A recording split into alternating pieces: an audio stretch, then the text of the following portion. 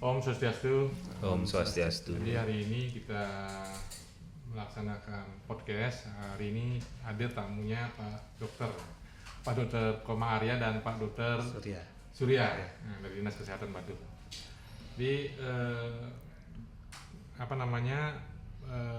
kita mau diskusi Pak, jadi Pak Dokter ya. Jadi kebetulan kita ada layanan Praja Sakti itu, jadi layanan keliling.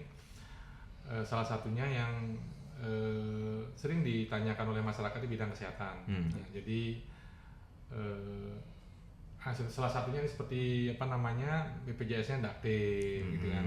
Itu pertama. Terus untuk mungkin lagi sebentar kita diskusi juga masalah ambulan. Jadi ini sekalian podcast kita sekalian edukasi buat masyarakat juga. Jadi biar juga bisa nanti layanan Praja Sakti kita bisa lebih optimal gitu kan.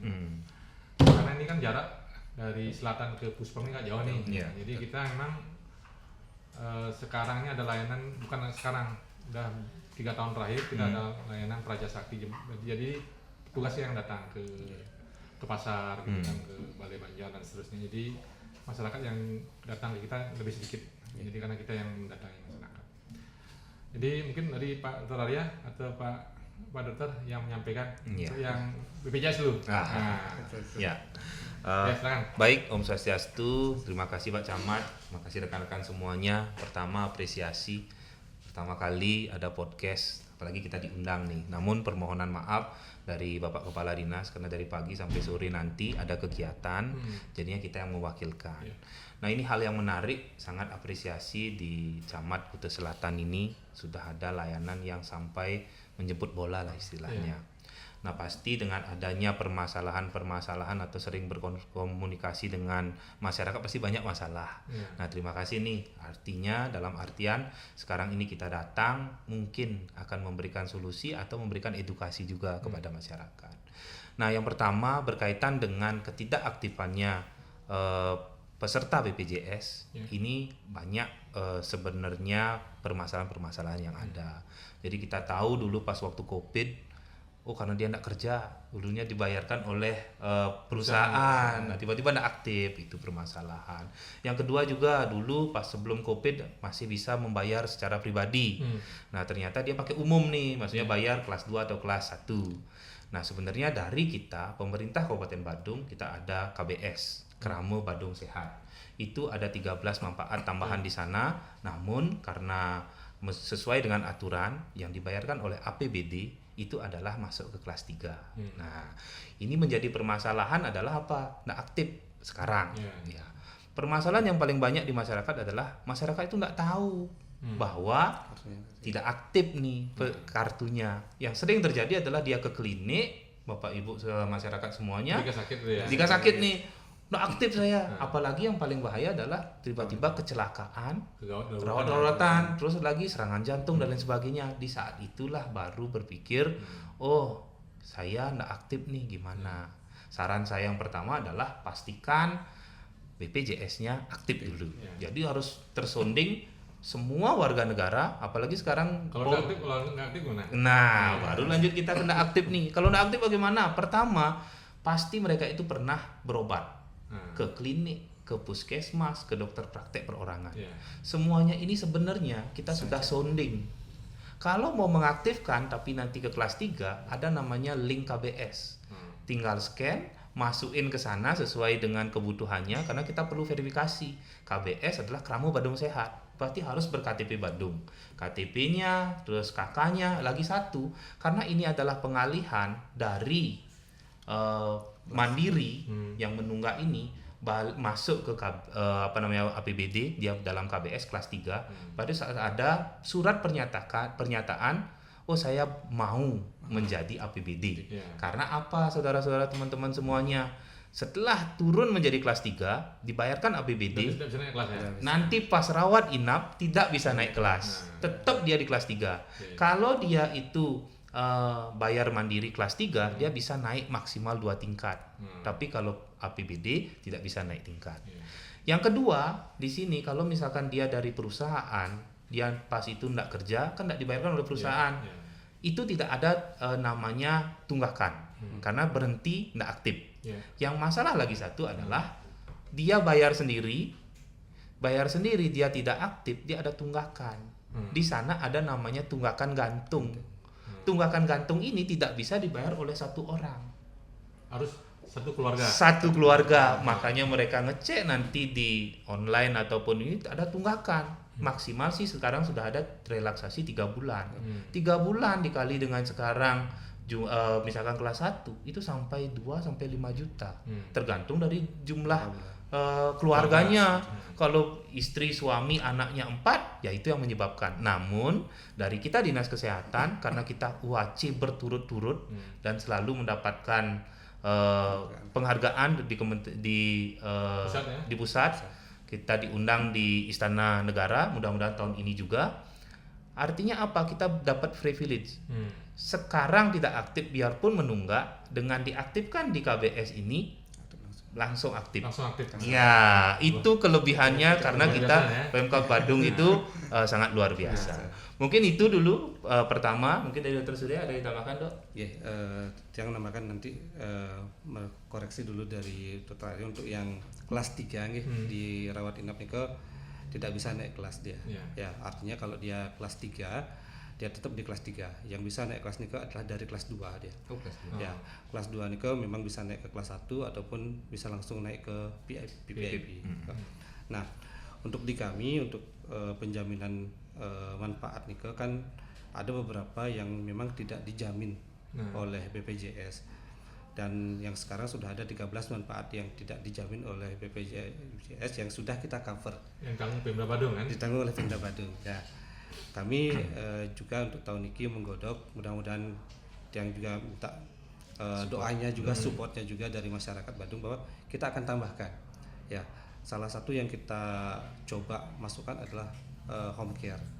Jadi berarti layanan ke-14 begitu ya? Ya, layanan ke-14 sampai kita sih kemarin itu datanya masih ada yang 7 tambahan. Mudah-mudahan nanti kita sinkronkan di bagian hukum dan sebagainya.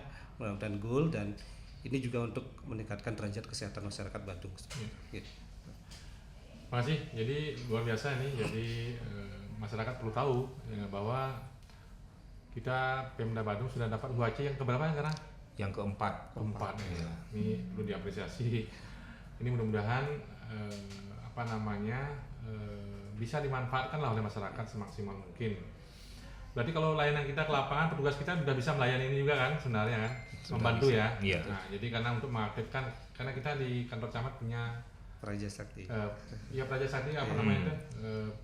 PIC-nya. Ada petugas kita PIC-nya. Ini oh. Siap. Nanti selanjutnya podcastnya udah usah lama-lama gitu, sebentar saja, tapi bisa mengedukasi masyarakat. Terus yang kedua ini berkaitan dengan ambulan. Nah, mungkin dokter bisa jelaskan tentang ambulan biar kita bisa maksimalkan nanti untuk layanan kesehatan bidang masyarakat. Silakan, Dok. Ya. Baik, kebetulan saya menghandle untuk ambulan ini. Kita kenapa perlu rebranding? Karena ada beberapa permasalahan. Yang pertama adalah permasalahan di SDM. Mereka dulu yang KBS ini, ambulan KBS, itu mereka adalah tenaga kegiatan. Aturan yang terbaru tidak boleh ada tenaga kegiatan. Jadinya harus menjadi P3K. Setelah menjadi P3K, mereka harus memiliki kerja sesuai dengan tupoksinya mereka. Nah, balik lagi yang selanjutnya adalah ambulan KBS ini sudah kita dianggarkan di pemerintahan, di Dinas Kesehatan.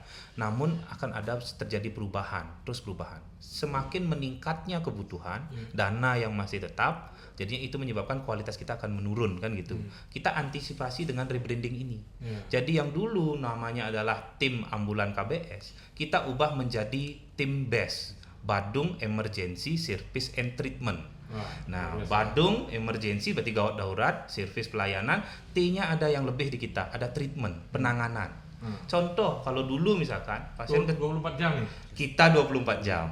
Nah, tapi kita tidak ada menambah orang, tidak ada menambah kerjaan, semuanya sama, cuma lebih sistematis. Kalau dulu ambulan KBS ada beberapa yang dia on call pas sore sama malam. On call yang menyebabkan ini memang Oh, on call karena dekat dia perekrutan sebelumnya, drivernya dekat, perawatnya dekat. Namun ada menjadi masalah misalkan mandi dan lain sebagainya, ini akan menyebabkan respon time yang akan lambat. Jadi mengumpulkan tim butuh waktu. Setelah kita cek, kita bergerak, pertama mengumpulkan masing-masing kepala puskesmas. Setelah itu semuanya sudah beres, baru kita merebranding. Jadi ada base ini, kenapa tujuannya? Pagi silahkan melakukan pelayanan seperti biasa, membantu di pustu dan lain sebagainya. Yang kedua, sore dengan malam kita pusatkan ambulan ini di masing-masing puskesmas. Jadi kenapa tujuannya? Satu, harus standby. Terus yang kedua, yang ketiga bagaimana? Ada namanya di kita adalah sistem penanggulangan gawat darurat terpadu. Artinya kalau sehari-hari cukup dengan satu. Tapi di saat terjadi bencana, apalagi Kuta Selatan ini adalah tempatnya ke acara-acara internasional, itu yang bisa kita aktifkan. Yang dari satu aktif ini bisa kita panggil mereka untuk melakukan pelayanan yang lain. Tambahan yang lain di treatment ini adalah seperti ini. Kasus misalkan ada kecelakaan yang tadi saya bilang, diambil, biasanya bagaimana nih kalau dulu SOP-nya, mereka harus membawa ke puskesmas dulu. Membawa ke puskesmas baru dirujuk. Nah, di sini ada permasalahan sedikit. Apa? Pasien ini akan dibawa ke puskesmas dulu baru dirujuk. Padahal kebutuhannya adalah di rongsen, ditanganin oleh dokter spesialis. Nah, ini yang kita bekali dengan apa? Yang pertama adalah pelatihan. Pas kita keliling ke 13 puskesmas kita ajarkan. Oh, stabilisasi, penanganan, baru kita rujuk ke rumah sakit. Jadi lebih cepat. Selanjutnya berkaitan dengan treatment ini, itu yang kita akan tambahkan di manfaat 13 tambahan ini. Artinya apa? Home care itu, tanda orang berpikir kan, oh home care memang itu tugasnya. Bukan. Di home care ini ada beberapa yang dipakai selain tenaga, ambulannya, BBM-nya, sama bahan habis pakai. Jika ini tidak bisa terklaim dalam suatu jasa dan pelayanan, pasti kan akan cepat habis nih. Habisnya apa? Misalkan, oh pasien di rumah, oh kita kasih obat. Tidak ada pemasukan berupa dari tambahan 13 manfaat ini. Alat dan obat ini kan terbatas jadinya. Padahal ini kalau kita branding, kita baguskan, ini yang akan menjadi tombak kita dalam pelayanan. Jadi harus dikuatkan. Nah, masalah yang lain ini kalau ngerujuk pasien yang dibayar adalah oleh BPJS, tenaga kerjaan dan lain sebagainya adalah dari Vaskes ke Vaskes. Ya, jadi dari puskesmas dibayar ngerujuk ke rumah sakit. Padahal kan banyak.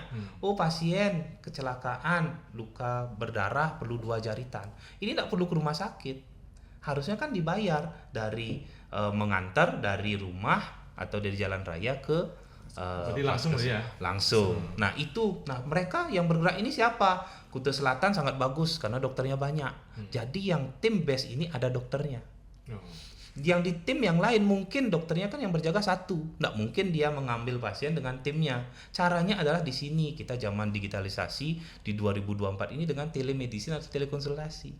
Izin dok, dia menelpon di MOD-nya. Ada pasien seperti ini bagaimana? Oke, itu rujuk aja ke rumah sakit. Berarti kan itu nggak perlu kita langsung ke puskesmas dulu baru ke sana gitu. Terus yang selanjutnya adalah berkaitan dengan gini. Ambulan ini bagaimana sih untuk operasionalnya? Kita semakin bagus dan semakin baik, selain dari tambahan 13 manfaat ini, adalah kita sudah merancang namanya SIMDinkes, Sistem Informasi Manajemen Dinas Kesehatan. Di sana ada safety center. Safety center ini yang sudah kita rancang di 2024 ini sudah selesai. Mereka itu yang menelpon tidak seperti sekarang. Maksudnya masing-masing puskesmas punya call center tersendiri. Kita di dalam ini sudah terintegrasi dengan 112 gawat darurat secara umum, 119 di Kementerian Kesehatan. Jadi nelpon 119, telepon ke sana, nanti masuk ke comment center ini. Jadi dari sinilah yang mengatur. Oh, mengaturnya nanti ke siapa yang bergerak. Yang kedua, tidak 2 kali nih Pak. Jadi nelpon ini sudah diketik, di enter, akan masuk ke masing-masing smartphone-nya petugas ini. Setelah itu mereka bergerak, mereka bingung nih, pasti kan di mana rumah sakit sesuai dengan kebutuhannya. Comment center ini akan mengarahkan. Di dashboard kita tuh sudah ada rumah sakit yang ortopedi, misalkan udah patah tulang, bednya berapa kosongnya, di mana digerakkan. Tujuan utamanya adalah SPGDTB, bencana. Dalam bencana, apalagi itu sudah termapping semuanya. Jadi luka ringan kemana, berat kemana, dan lain sebagainya. Jadi terus itu. Kalau untuk layanan yang kan kita sering ada kasus kejadiannya justru malam gitu ya, di atas jam 12 sampai dengan dini hari. Kalau di jam-jam layanan normal kan nggak jadi masalah kan. Yang sering kita jadi masalah kan di atas jam 12, jam 1. Contoh kecil ini seperti karena gangguan kejiwaan, ngamuk umpamanya. Kan untuk penanganan nih. Termasuk itu juga Dok yang layani ya. Ya. Baik, itu juga kita layanin semua. Nah, perlu saya informasikan, layanan mabuk itu tidak ditanggung oleh BPJS. Itu sudah masuk ke KBS. Nah, bagaimana untuk orang gila, apalagi ini banyak nih orang yang ODGJ, ini sudah kita koordinasikan Pak. Jadi di sana itu di Puskesmas juga sudah kita sounding kembali. Mungkin karena perekrutan pegawai P3K ini kan baru nih, nggak tahu. Itu udah kemarin kita sudah melakukan sosialisasi melewat Zoom dan langsung juga terrecord di YouTube. Itu sudah ada tupoksi kerjanya. Jadi dalam kita menanganin, tim ambulan ada, Satpol PP ada, sama dinas sosial juga dilibatkan. Jadi minimal ada 2, ada Satpol PP yang mengetahui untuk mengamankan, baru kita untuk tim ambulannya. Itu sudah banyak Pak. Bahkan kita dalam 1 bulan kemarin ada 7 kasus. Yang ini juga kita atur kemana kita rujuk. Mereka ini sudah terlatih dalam artian, oh ini kayaknya skupnya ke rumah sakit Mangusada. Oh skupnya ini kalau kontrol dan lain sebagainya, oh rumah sakit jiwa. Itu sudah teratur dan bagaimana untuk komunikasinya juga sudah ada. Oke, jadi saya rasa cukup lah dulu ya. Nah, nanti feedbacknya pasti banyak. Biasanya. Jadi kami arahkan ke teman-teman yang memberikan pelayanan. Mungkin itu yang dapat. Ada lagi Dok yang mau disampaikan kira-kira? Mungkin ada pertanyaan mungkin. Jadi kan kalau masyarakat yang tidak aktif ini kan link KBS-nya harus diisi gitu. Pertanyaannya kan apakah harus aktif langsung aktif? Iya. Jadi aktif, ya? Ketika Bapak Ibu Niko dibantu oleh Praja Sakti mengisi link KBS, nanti akan ada verifikasi Niko. Ya. Biasanya kan jam berapapun ketika kami ready, Niko akan langsung aktif ya kartunya Niko. Ya, asalkan satu memang mau menjadi peserta kelas 3 PBI APBD. Dengan catatan tidak bisa pindah, tidak bisa naik kelas. Tidak bisa naik kelas. Oke, jadi terima kasih atas kunjungannya. Jadi ternyata di dinas kesehatan banyak juga yang terbaru ya. Ini luar biasa. Pak Kadis visioner juga nih. Jadi terima kasih. Jadi program besar yang dibangun oleh Pak Bupati ini mudah-mudahan bisa kita terjemahkan dan bermanfaat bagi masyarakat banyak, utamanya kalau kami ini di Kuta Selatan seperti itu ya. Oke, terima kasih atas waktunya Pak Dokter yang sudah hadir di kantor Camat Kuta Selatan di podcast kita. Mudah-mudahan bermanfaat buat masyarakat kami di Kuta Selatan. Kurang lebih mohon maaf. Saya akhiri dengan Pramosanti. Om Santi Santi Santi. Terima kasih. Thank you.